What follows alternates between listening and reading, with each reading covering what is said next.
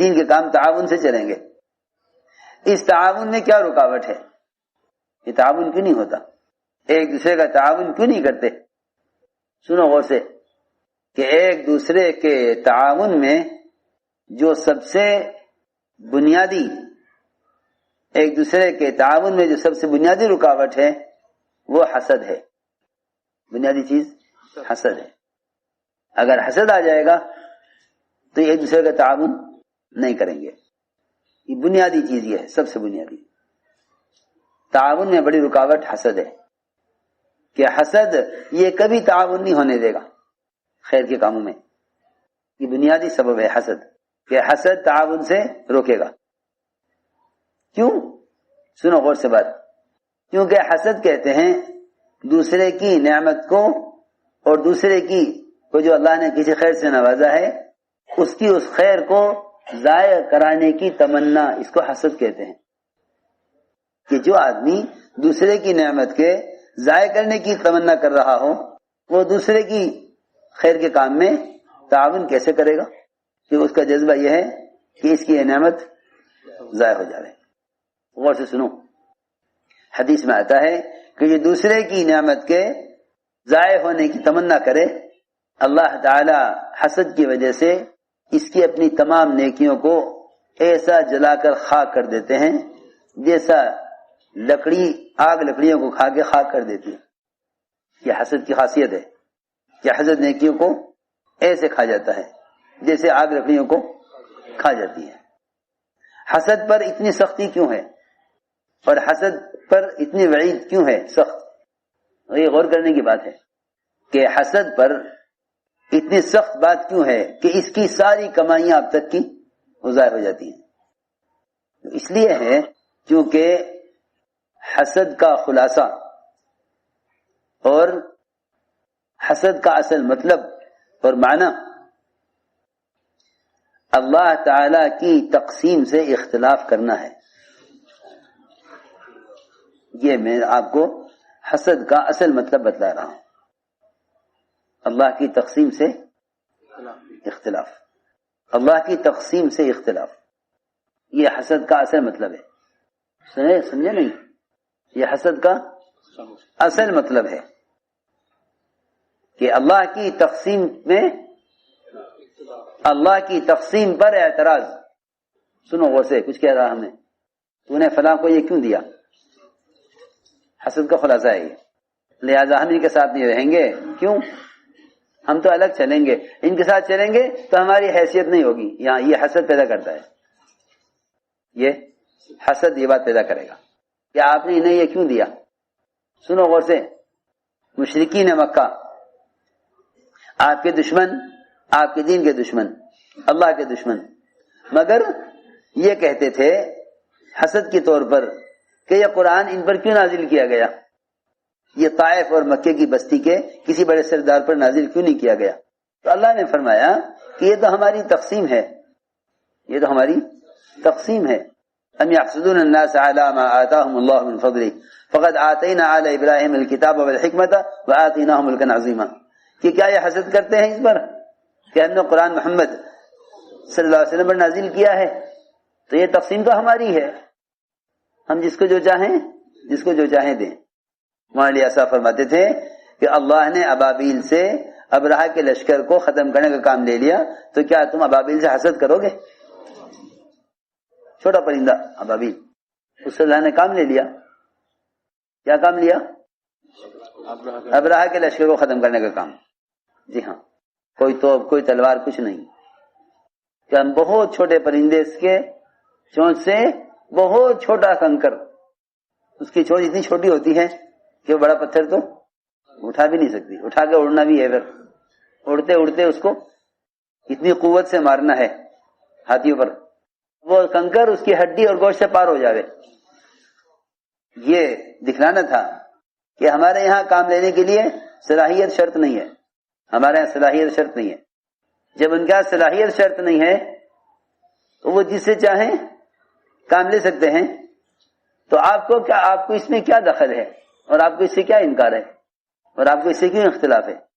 میں یاد کرنا چاہتا ہوں کہ حسد، دیکھو میرے دوستو عزیزوں، خیر کے کام میں آگے بڑھنے کا ایک ہی راستہ ہے کہ خیر کے کام میں جہاں تک ہو سکے تعاون کرو. کسی خیر کے کام میں سے یہ کہہ کر تعاون مت چھوڑ دو کہ یہ کام ان سے کیوں لیا گیا، ہم سے کیوں نہیں لیا گیا. صحابہ کا مزاج یہ نہیں تھا. جب وہ کسی میں کوئی خیر دیکھتے اور کسی کو آگے بڑھتا دیکھتے تو اپنے آپ کو ان کے ساتھ کر دیتے. یہ حکم ہے قرآن کا، اتقوا اللہ وکونوا مع الصادقین، کہ اللہ سے ڈرو اور سچوں کے ساتھ ہو جاؤ. یہ حکم ہے. اس لیے میں نے عرض کیا کہ یہ تقسیم اللہ کی طرف سے ہے. اس تقسیم سے اختلاف حسد ہے. آپ نے یمنی تلوار نکالی، فرمایا یہ تلوار کون لے گا؟ تو حضرت عمر کھڑے ہوئے. حضرت عمر رضی اللہ تعالیٰ عنہ اس درجے کے آدمی ہیں کہ اگر آپ کے بعد نبوت کا دروازہ کھلا رہتا تو عمر نبی ہو سکتے تھے. اس درجے کے آدمی ہیں. حضرت عمر نے ہاتھ بڑھایا، آپ نے ان کو تلوار نہیں دی؟ فرمایا نہیں. پھر فرمایا اس تلوار کو کون لے گا؟ تو حضرت زبیر کھڑے ہوئے کہ مجھے دیجئے. فرمایا نہیں. ایک پھوپھی کے لڑکے اور ایک خسر، اور دونوں پرانے. جی ہاں، قدامت بھی، پرانے بھی، اور قرابت بھی، رشتہ داری بھی. دونوں کو نہیں دی. پھر فرمایا اس تلوار کو کون لے گا جو اس کا حق ادا کرے؟ تو حق ادا کرنے کے نام سے یہ دونوں ڈر گئے. کون؟ تمہارے زبیر. دونوں ڈر گئے نا بھائی، حق ادا کرنا اپنے بس کی بات نہیں ہے. یہ تو بات سخت ہو گئی اب، تو پیچھے ہٹ گئے دونوں کہ حق نہیں ادا کر سکتے. تو کون لے گا حق کے ساتھ؟ تو ابو دجانہ کھڑے ہوئے، نئے صحابی، چھوٹے ان کے مقابلے میں. جی ہاں، آپ نے تلوار ان کو دے دی. وہ تلوار لے کر نکلے اور حضرت زبیر رضی اللہ عنہ سے دیکھ رہے تھے کہ ہمارے ہوتے ہوئے نئے آدمی کو کام کیوں دیا گیا. تو یہ نہیں کہ یہ ناراض ہو کے بیٹھ جاتے، ہم پرانے تھے، ہم بڑے تھے، ہم پہلے سے تھے. کچھ نہیں کہ بھئی چھوڑ دو، کیونکہ اب نئے لوگ آ گئے کام میں نئے لوگ آ گئے، اب چھوڑو. سنو غور سے بات. پرانے ذمہ داری کے اعتبار سے دماغ کا درجہ رکھتے ہیں اور نئے اپنی صلاحیتوں کے اعتبار سے اعضاء کا درجہ رکھتے ہیں. میری بات توجہ سننی پڑے گی. پرانے دماغ کا درجہ رکھتے ہیں اپنے تجربات کے اعتبار سے، اور نئے اعضاء کا درجہ رکھتے ہیں اپنی صلاحیتوں کے اعتبار سے. یہ تھا رشتہ پرانوں کا اور نئے لوگوں کا. پرانے کے پیچھے ہٹ گئے کہ یہ تو اب نئے لوگوں کا کام آ گیا، ہم سے کام لوگے تو کریں گے ورنہ نہیں. حالانکہ نئے اور پرانوں کا رشتہ یوں تھا جیسے دماغ اور اعضاء. دماغ کی پلاننگ ہوتی ہے، اعضاء کا استعمال ہوتا ہے. دماغ کچھ نہیں کرے گا، پلاننگ اس کی ہوگی اور محنت اعضاء کی ہوگی. یہاں اگر اعضاء کا دماغ کا جوڑ ختم ہو گیا تو اس کو فالج کہتے ہیں. دماغ کی ایک رگ میں ایک دانہ اٹکا ذرا سا، جی ہاں، اور پورا بدن بے ہوش. جی ہاں، بالکل بیکار. ہمارے ایک ساتھی کو ایسے ہوا، دماغ کا برین ایوریج کیا کہتے ہیں؟ جی ہاں، وہ ہوا. 18 سال سے وہ بستر پر، 18 سال ہو گئے ہیں.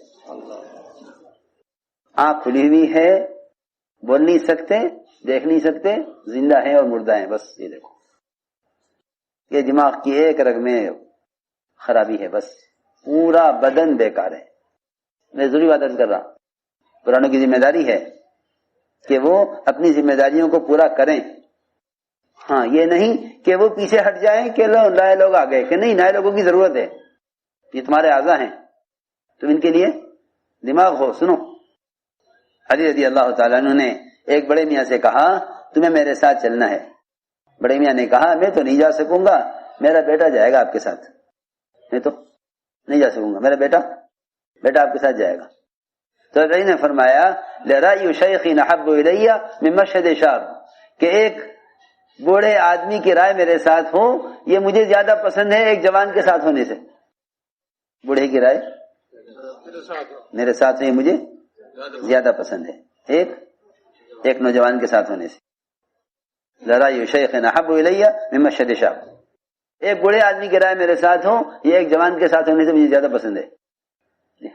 تو پرانے دماغ کی طرح اور نئے اعضاء کی طرح. جی ہاں، دماغ کام نہیں کرے گا، اس کا کام پلاننگ